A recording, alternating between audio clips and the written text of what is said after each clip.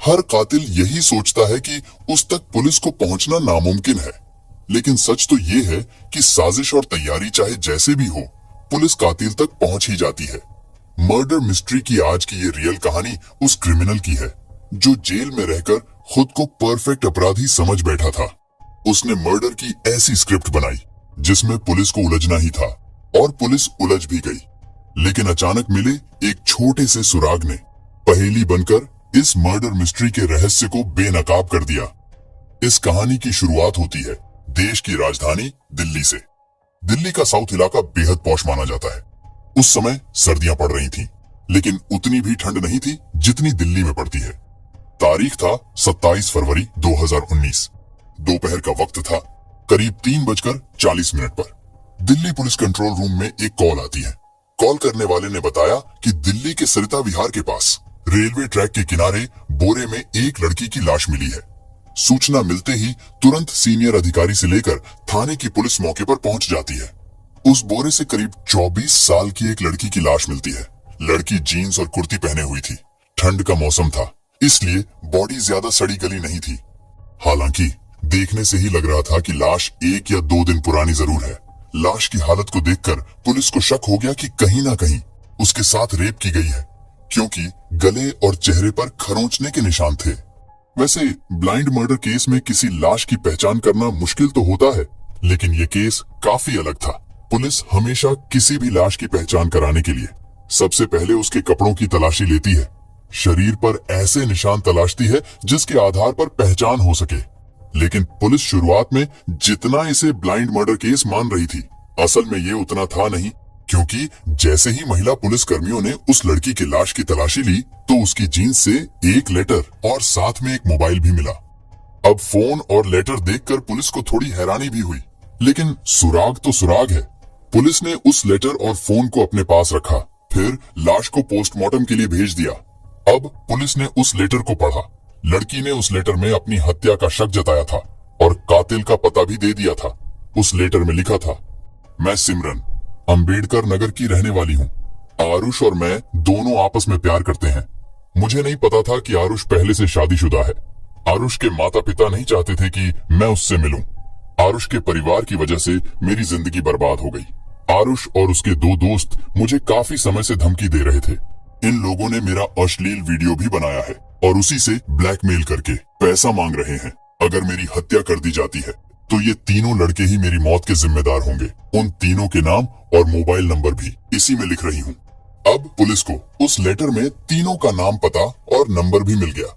ये लेटर काफी बारीकी से जीन्स में छुपाया गया था ताकि ये लगे कि उसे जानबूझकर नहीं रखा गया है। अब पुलिस की टीम सिमरन के बताए गए अंबेडकर नगर वाले पते पर संपर्क करती है तो पता चलता है कि सिमरन 25 फरवरी 2019 से ही लापता हो गई थी। काफी तलाश के बाद नहीं मिली तो थाने में रिपोर्ट दर्ज कराई थी।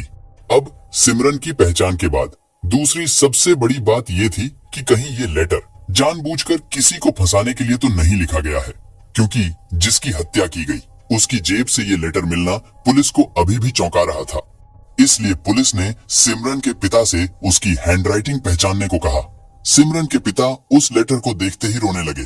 उन्होंने बताया कि हाँ, ये हैंडराइटिंग मेरी बेटी की ही है। अब पुलिस को ये केस बड़ा आसान लगा, इसलिए पुलिस ने तुरंत लेटर में लिखे आरुष नाम के लड़के के घर पहुंच जाती है। आरुष कहीं बाहर गया होता है। इसके बाद पुलिस उस जगह पर पहुंचकर उसे हिरासत में ले लेती है।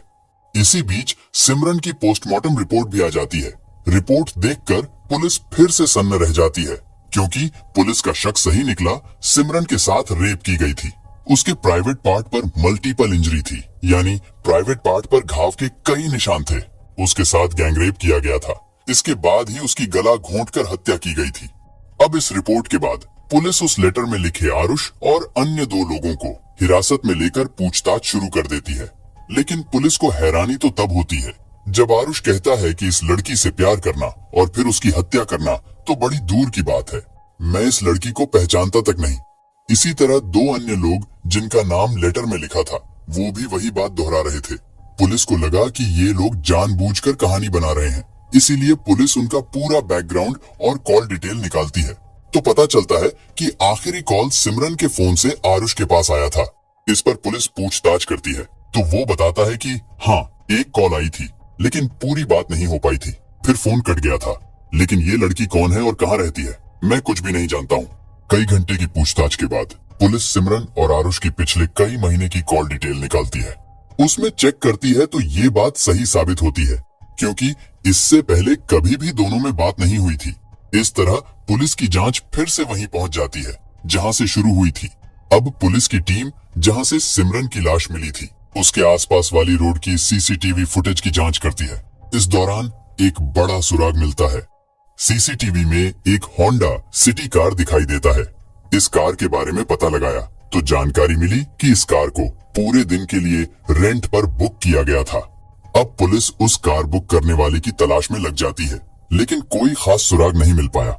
इसी बीच पुलिस ने सिमरन के 24 और 25 फरवरी की कॉल डिटेल भी निकाली, जिसमें एक ऐसा नंबर मिला जिस पर सिमरन की पहले कभी बात नहीं हुई थी और दोनों फोन की लोकेशन सरिता विहार में ही था।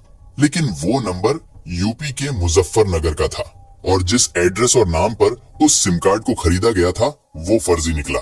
हैरानी वाली बात ये भी थी कि उस नंबर से सिर्फ सिमरन को ही कॉल किया गया था। इसके अलावा उस नंबर से किसी और को कॉल नहीं किया गया था। सिमरन के पिता भी लगातार ये पता लगाने में जुटे थे कि अगर उनकी बेटी किसी से प्यार करती थी तो कुछ न कुछ उसने कहीं लिखा जरूर होगा। सिमरन के पिता को एक डायरी में 2 शब्द लिखे मिले। पहला शब्द था प्रसाद और दूसरा शब्द था जॉब, और एक मोबाइल नंबर भी लिखा हुआ था। इस नंबर पर पिता ने कॉल किया और पूछा कि बेटी ने कभी जॉब के लिए फोन किया था क्या। तो उधर से जवाब मिला कि हाँ, मैं सिमरन को जानता हूँ। लेकिन जिस तरीके से पहली बार में फोन आते ही उस शख्स की आवाज लड़खड़ाई, उससे सिमरन के पिता को शक हो गया और उस नंबर और प्रसाद के बारे में पुलिस को बताई। पुलिस ने उस नंबर की पड़ताल की तो पता चला कि घटना के 20 दिन पहले ही उस नंबर पर सिमरन से बात हुई थी। अब वो नंबर भी शक के दायरे में आ गया था, इसलिए पुलिस ने कोई बड़ा सुराग नहीं मिलने की स्थिति में इस पर भी दांव खेला और उस नंबर की लोकेशन निकाली, खासकर घटना वाले दिन की। तब पता चला कि ये नंबर और सिमरन का नंबर उसी लोकेशन पर था जहां सिमरन की हत्या हुई थी। अब पुलिस उसकी डिटेल निकालकर उसे हिरासत में लेती है। पहले तो वो कई घंटे तक इधर उधर की बातें करता रहा। उसी बीच पुलिस को कार को रेंट पर लेने वाले की जानकारी मिल जाती है और उन्हें भी जब हिरासत में लिया गया तो पूरा केस ही खुल गया। इसके बाद जो कहानी निकलकर सामने आई उससे साफ हुआ कि इस पूरी घटना में ना उस सिमरन का कोई लेना देना था और ना ही लेटर में लिखे उस आरुष का। पूरी कहानी कुछ और ही थी। असल में जिसका नाम सिमरन की डायरी में प्रसाद लिखा था, उसी का पूरा नाम दिनेश प्रसाद था। घटना से कई महीने पहले ही वो चोरी के एक मामले में तिहाड़ जेल गया था। जिस बैरक में दिनेश बंद था, उसी में मर्डर का आरोपी धनंजय और बुराड़ी से पकड़ा गया बंटी भी था। जेल में दिनेश और धनंजय की अच्छी दोस्ती हो गई। घटना से 2 महीने पहले ही धनंजय और दिनेश को जेल से जमानत मिल गई थी, जबकि बंटी अभी भी जेल में ही था। ऐसे में जेल से आने के बाद दोनों एक साथ ही रहने लगे और साजिश रचने लगे। इन दोनों ने सोचा कि बंटी के भाई आरुष को मर्डर के केस में फंसा देंगे तो वो जेल चला जाएगा। इसके बाद उसके 200 एकड़ की खाली जमीन पर कब्जा जमा लेंगे। जमीन पर कब्जा जमाने और कानूनी दांवपेच में इनकी मदद करने के लिए सौरभ भारद्वाज नाम का युवक भी तैयार हो गया। अब इन तीनों ने मिलकर इस पूरी साजिश को अंजाम देने और उन तक पुलिस भी पहुंच न सके, इसकी तैयारी में जुट गए। दिनेश और धनंजय जेल में सजा काट चुके थे, इसलिए इन्हें पता था कि पुलिस मोबाइल के जरिए उन तक पहुंच सकती है।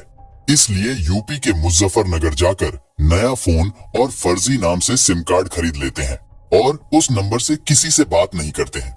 अब इनके सामने चुनौती थी कि किसी को हत्या करके उसे फंसाया जाए।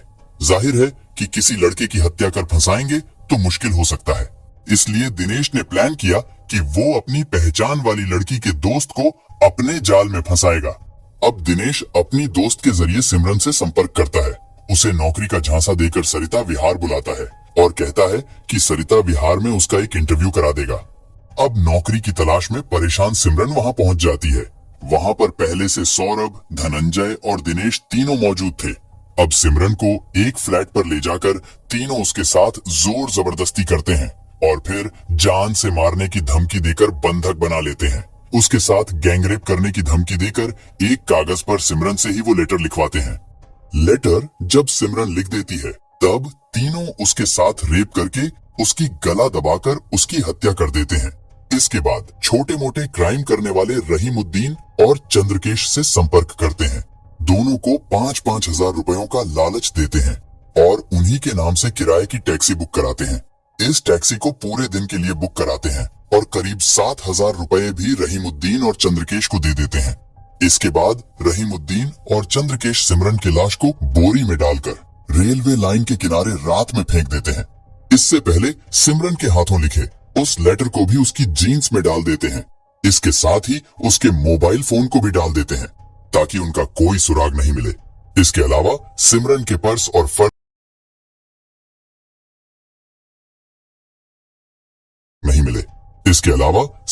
पर्स और फर्जी पते पर खरीदे सिम कार्ड और फोन को नाले में फेंक देते हैं ताकि उससे जुड़ी कोई सबूत पुलिस को कभी मिल ना सके। अब ये तीनों इस बात का इंतजार कर रहे थे कि कब आरुष गिरफ्तार होकर जेल जाए और हम उसकी जमीन पर कब्जा करके तीनों आपस में बंटवारा कर लें। लेकिन उससे पहले ही परफेक्ट मर्डर मिस्ट्री से पर्दा हट गया और इस तरह दिल्ली पुलिस ने 4 मार्च 2019 को मर्डर मिस्ट्री का खुलासा कर दिया। तो आज की कहानी यहीं पर खत्म करते हैं और अगर आपको हमारी ये मेहनत थोड़ी सी भी पसंद आई हो तो इस वीडियो को लाइक करके शेयर भी करें। अगर आपने अभी तक हिंदी क्राइम टीवी चैनल को सब्सक्राइब नहीं किया है तो जल्दी से चैनल को सब्सक्राइब करके बेल आइकन भी जरूर दबा लें। मिलते हैं एक और नए वीडियो